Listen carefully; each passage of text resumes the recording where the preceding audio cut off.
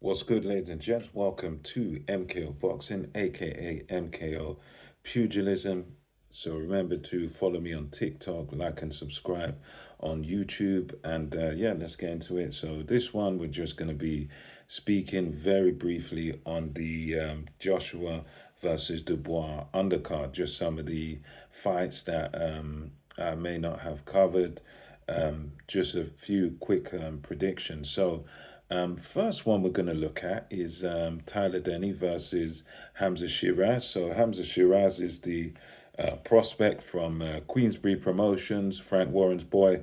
Um, he was the captain on the 5 versus 5 when Queensbury just completely and utterly whitewashed matchroom boxing that evening. So yeah, good fighter, Hamza Shiraz, huge at the weight. I think he's about 6'2" or six. He's such a tall guy for a middleweight, and he's going to be the challenger up against EBU middleweight champion, European middleweight champion Tyler Denny. Tyler Denny, bit of a Cinderella story, was the underdog when he won his European title, and yeah, he's a guy that's very game.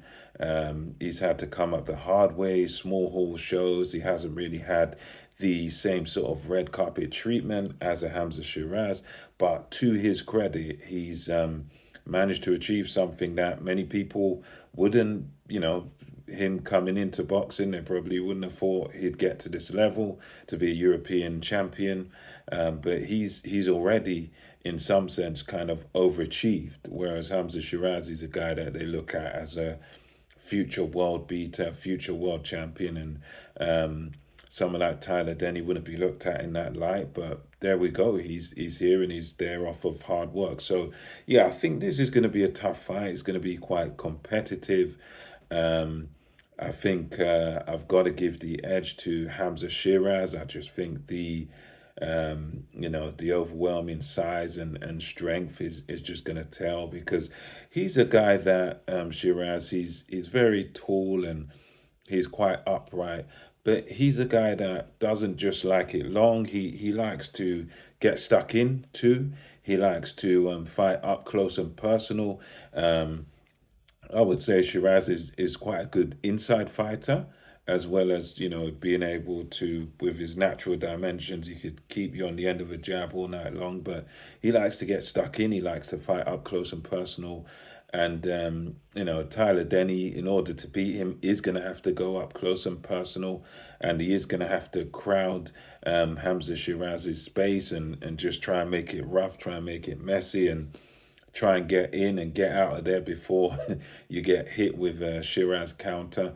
And for me personally, I just see this as I'm favouring Hamza Shiraz, and I think Hamza Shiraz can deal with Tyler Denny probably by a late stoppage. I think Denny will be brave, but I just don't think there's much he's going to be able to do here. I think Hamza Shiraz is quite a complete fighter, and as much as I think Tyler Denny's going to be valiant, he's going to be brave.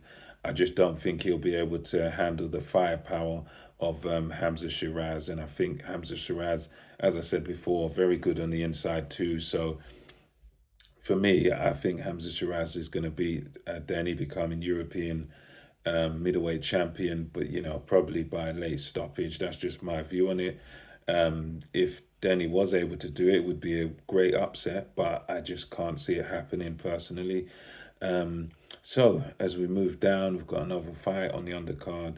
Ishmael Davis, who's like a late replacement for Liam Smith, who had to pull out, I believe, with injury, and he's facing Josh Kelly.